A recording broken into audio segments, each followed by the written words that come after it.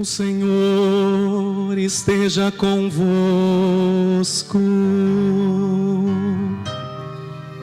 Ele está no meio de nós.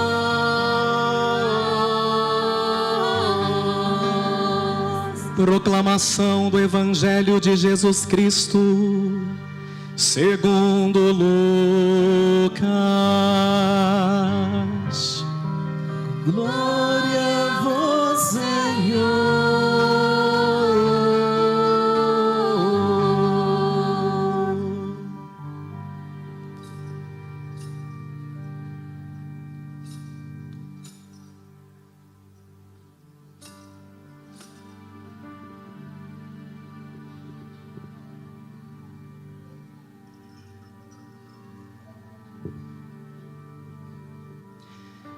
Aconteceu que naqueles dias César Augusto publicou um decreto ordenando o recenseamento de toda a terra.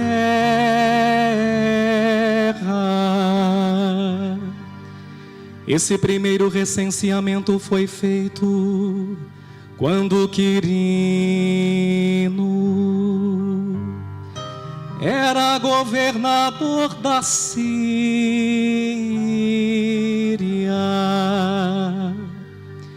Todos iam registrar-se, cada um na sua cidade natal, por ser da família e descendência de Davi.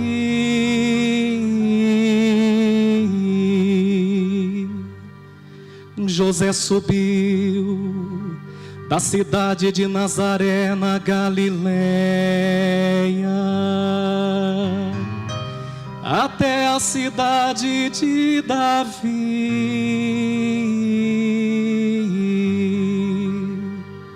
chamada Belém, na Judeia, para registrar-se com Maria, sua esposa,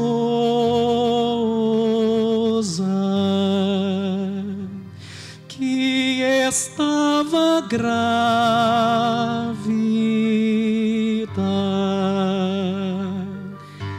Enquanto estavam em Belém, completaram-se os dias para o parto. E Maria deu à luz o seu filho primogênito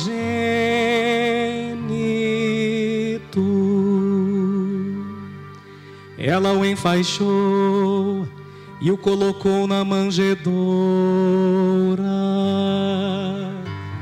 pois não havia lugar para eles na hospedaria.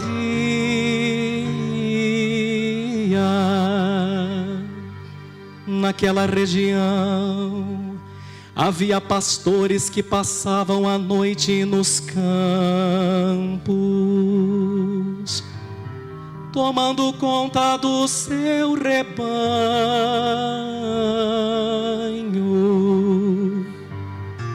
Um anjo do Senhor apareceu aos pastores.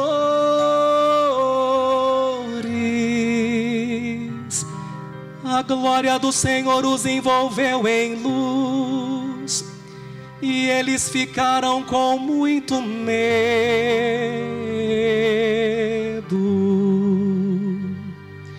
O anjo, porém, disse aos pastores: não tenhais medo.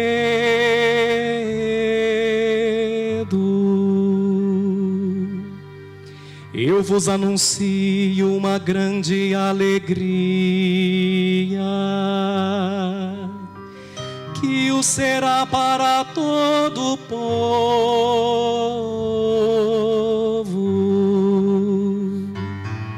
Hoje, na cidade de Davi, nasceu para vós um Salvador,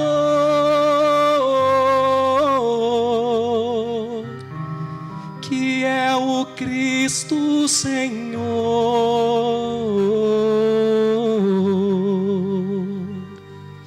isto vos servirá de sinal.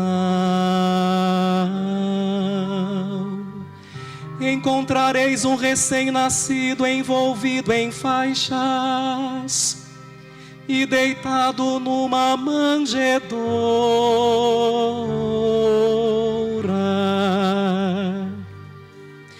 E de repente juntou-se ao anjo uma multidão da corte celeste.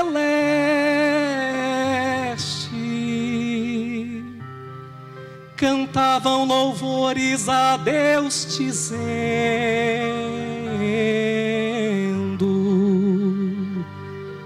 glória a Deus no mais alto dos céus,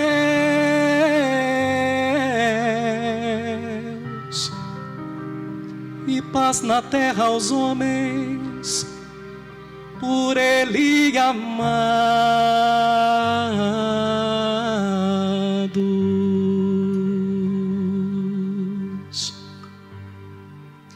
Palavra da salvação.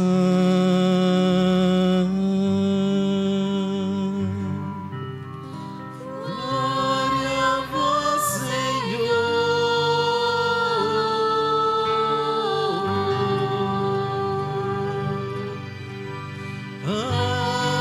Aleluia. Aleluia. Aleluia.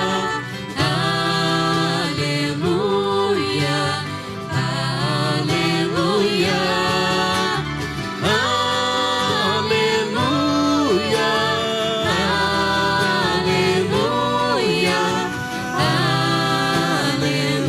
Aleluia. Aleluia.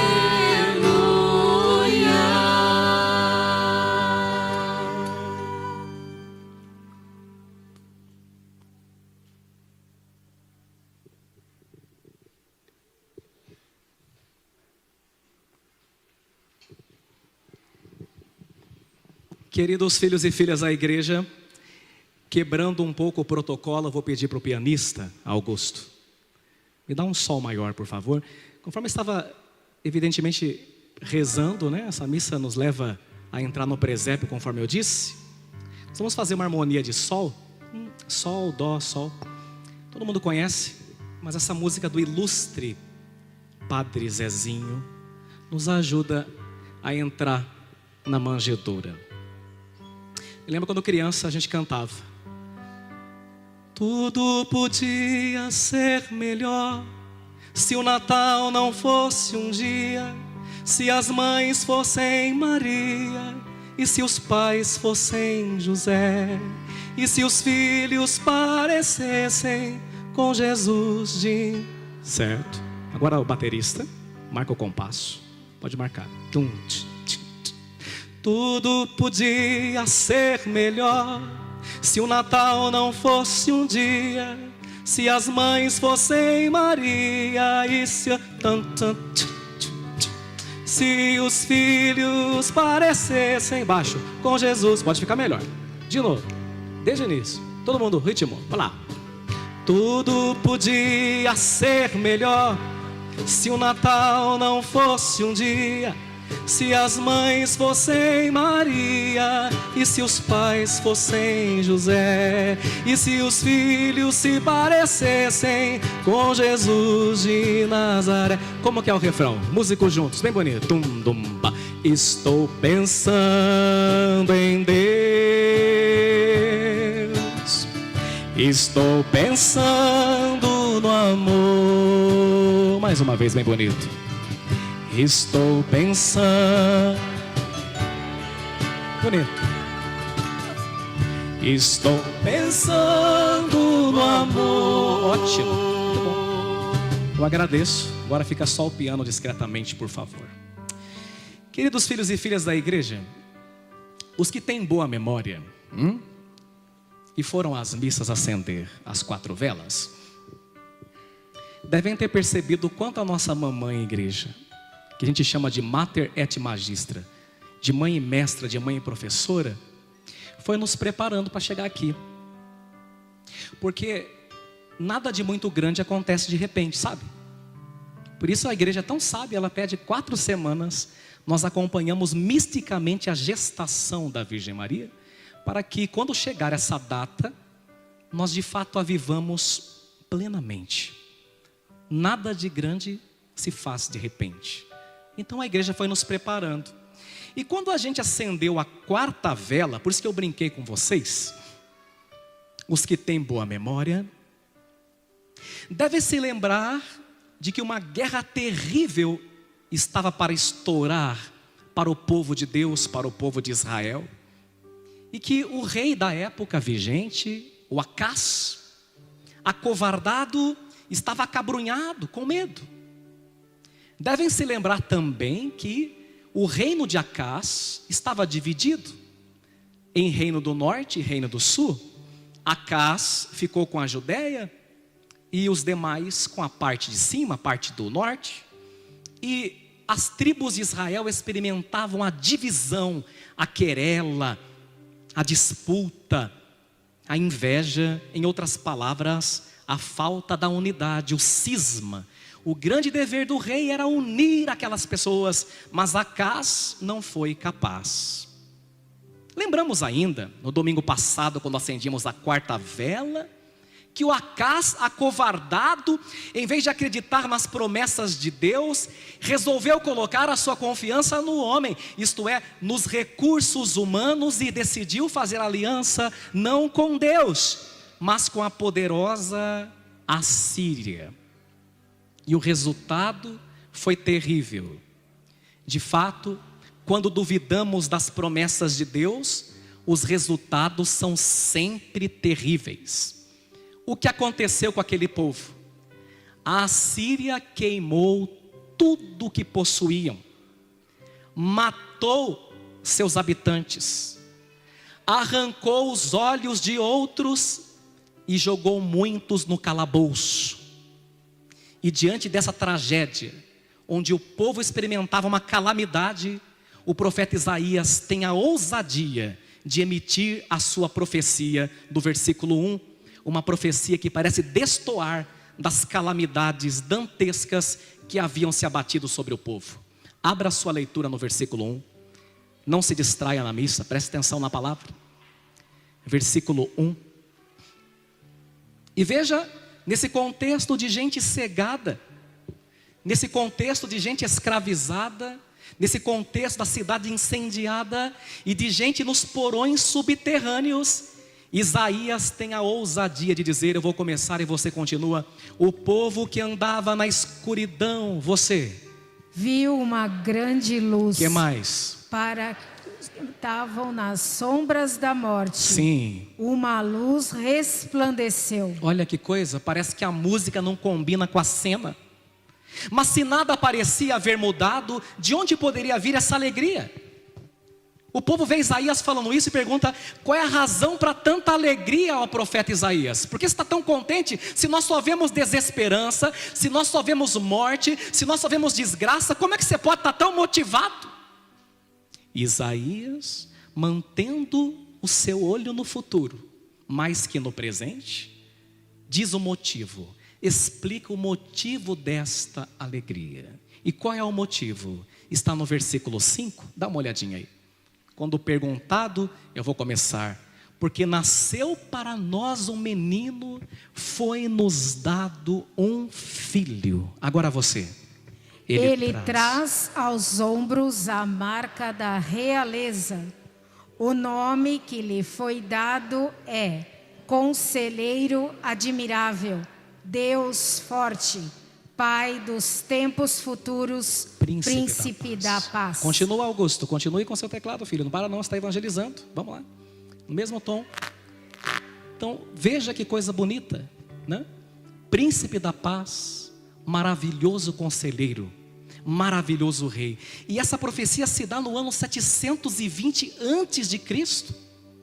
Isaías fala, não olhe para as tragédias, não olhe para as desgraças, não olhe para as tristezas, olhe para as promessas de Deus. Eis que um menino nos foi dado. E que interessante é quando um menino, quando um bebê normal, um bebê humano nasce, aquele ser tão pequenino possui a faculdade de unir toda a família. Que coisa interessante. Basta nascer um bebê para que não demore muito e comecem a aparecer os familiares que moram longe. Repare bem, eu vejo.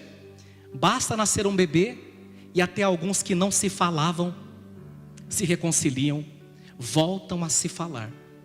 Basta nascer um bebê e eu vejo nas famílias divorciados se reencontram, irmãos que não se viam voltam a se ver, e o bebê acaba sendo um precioso pretexto para que aqueles que estavam rompidos refaçam a aliança. Meus irmãos e minhas irmãs, não duvidemos do poder de um bebê. Quem já não experimentou isso em casa? Quando a filha de repente apareceu grávida, quem sabe no momento o pai ficou muito bravo, quem sabe no momento a avó também, e o tempo foi passando e aquele bebê sempre é uma bênção, vai trazendo coesão, vai trazendo harmonia, vai trazendo unidade, e os que estavam distantes começam a se aproximar. Não subestimemos o poder de um bebê.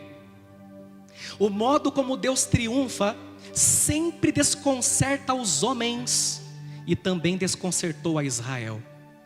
Vamos relembrar a profecia? Como será esse Messias? Quais serão seus atributos? Diz Isaías: ele traz aos ombros a marca da realeza. O nome que lhe foi dado é Conselheiro Admirável, Deus Forte, Pai dos tempos futuros e Príncipe da Paz. Quando você vê descrever um rei desse, o que vem à mente de qualquer pessoa razoável? Vamos ser sinceros, no mínimo um general, poderoso, em ordem de batalha, e que certamente deve vir acompanhado de seu séquito, um exército poderoso. E era assim que Israel até hoje, diga-se de passagem, espera que ele venha, como exército em ordem de batalha, queimando as tropas inimigas, triunfando com seu poder. E de repente o Rei dos Reis vem como um bebê. Essa é a imagem que temos aqui diante do altar, como um bebê. Queridos filhos e filhas, de que os homens precisam para mudar o mundo segundo suas crenças, ou como Acaz e ainda hoje? Dinheiro, armas, poder, aliança com os poderosos, nome, prestígio. E no entanto, o sinal do que os anjos dão aos pastores no evangelho que acabáramos de contemplar é um sinal constrangedor, é um sinal estarrecedor. Como é que os pastores saberiam quem era Deus disfarçado entre os homens? Vamos revisitar o evangelho. Veja aí, versículo 12. Versículo 12. Qual é o sinal desse príncipe da paz? Maravilhoso conselheiro, Deus forte, Pai da eternidade, príncipe da paz. O padre começa: e isto vos servirá de sinal. Vai vocês. Encontrareis um recém-nascido, envolvido em faixas e deitado numa manjedoura. Que coisa extraordinária. Nada de espetáculo, nada de show de luzes, nem de apoteose, mas um Deus que triunfa em nossas nulidades, um Deus pobre entre os pobres, mostrando que ali está o poder, não das armas, nem nas guerras, mas no amor. Shakespeare dizia: é mais fácil obter o que se deseja com um sorriso do que a ponta de espada. Às vezes a gente quer convencer as pessoas, até com boa intenção, mas a ferro e fogo, não é verdade? Fazendo a lei valer. Alguns querem que os outros os amem por decreto. E já dizia Leibniz: não se ama por decreto. Esse rei poderia ter emitido uma sentença: que todos me amem, que todos me adorem, todos os homens que nascerem serão obrigados a me amar. Mas não fez assim, porque não se ama por decreto. O amor só existe dentro da esfera da liberdade. E é mais fácil conseguir obter o que se deseja com um sorriso do que a ponta de espadas. Eis o ensinamento de Deus para nós nesta noite. O menino que sorri no presépio anula o poder das espadas. E como vai dizer São Paulo na carta aos Colossenses, do que era dividido, ele fez uma unidade, derrubando o muro de separação, o muro de inimizade que havia entre nós.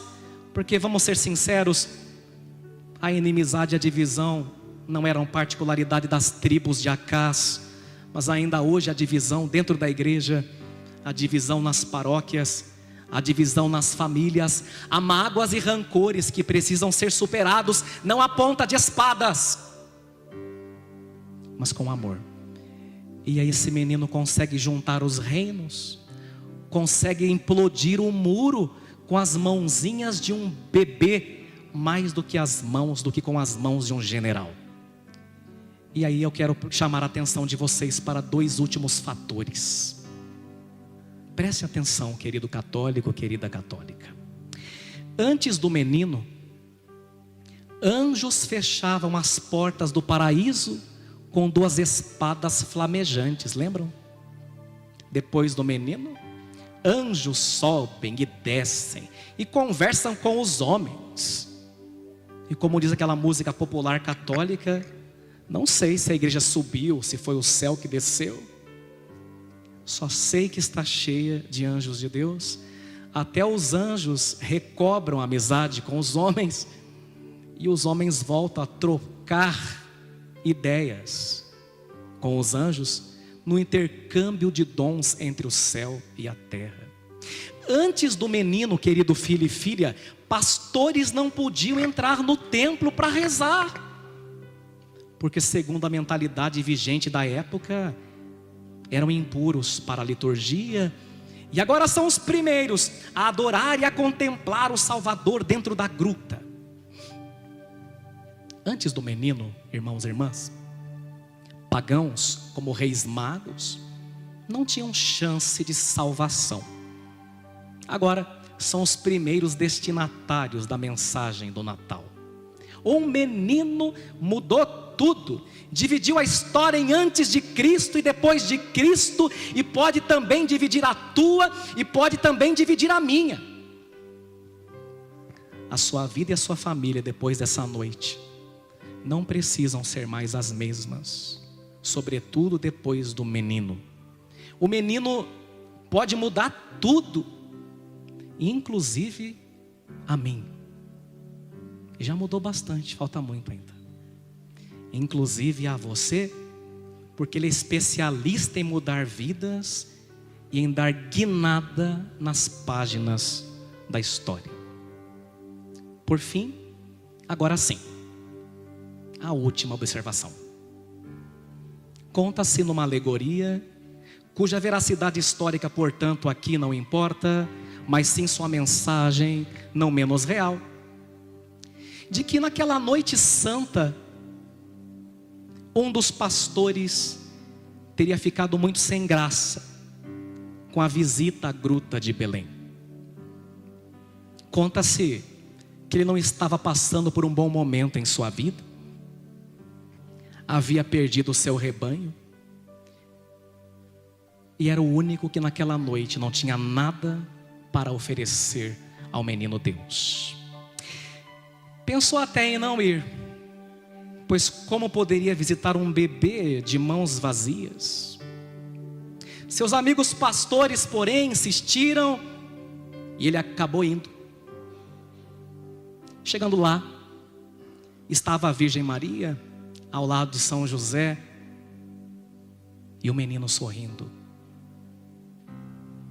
Conta-se que os pastores teriam oferecido seus animais, não por acaso, ovelhas, como símbolo de nossa humanidade.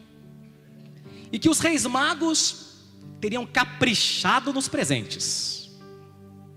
E o nosso amigo pastorzinho ficou ali atrás, acanhado.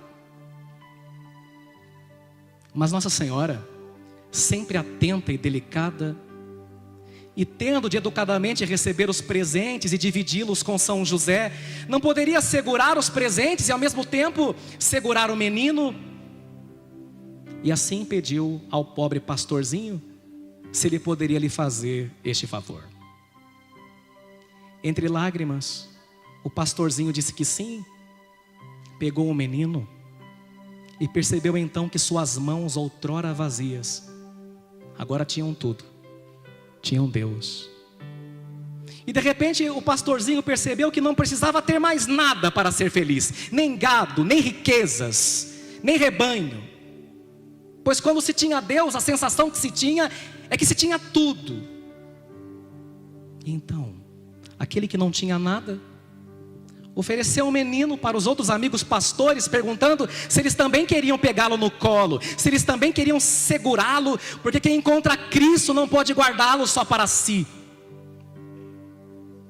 E qual gesto pode ser mais sublime, senão o de oferecer Cristo aos outros? E aquele que não tinha nada para oferecer, acabou tendo tudo, e ofereceu o mais sublime presente daquela noite. Querido filho, querida filha, o que você tem para dar a Ele nesta noite? Sendo sincero, eu tenho nada. Tua pobreza, tua miséria, tuas infidelidades, tuas inconstâncias, nosso nada. Mas se Ele criou tudo quanto existe do nada, quão grandes coisas não poderá fazer também a partir do nosso nada, de nossa pobreza, e novamente triunfar de nossas nulidades? Então, meu filho e minha filha, nessa noite, e essa mensagem agora para você que se sente o pior dos pecadores, principalmente para você que se sente o mais indigno possível, principalmente para você que não tem coragem nessa noite de receber a sagrada Eucaristia, para você, porque talvez não tenha dado tempo de se confessar, porque talvez você não tenha regularizado ainda a sua vida. É para você. Não fique acanhado. Pode ser que nessa noite você tenha a honra de poder segurar o bebê. Não porque você merece, não porque eu mereço, mas porque tudo é graça na gruta de Belém. Pega o menino no colo, não tenha medo. E se tiver sorte, verá que ele está sorrindo. Estou pensando em Deus, estou pensando no amor, estou pensando em Deus, estou pensando no amor. Tudo podia ser melhor se o Natal não fosse um dia, se as mães fossem Maria, e se os pais fossem José, e se os filhos se parecessem com Jesus de Nazaré. Olhando para o menino Jesus, cante com fé. Estou pensando em Deus, estou pensando no amor, estou pensando em Deus, estou pensando no amor.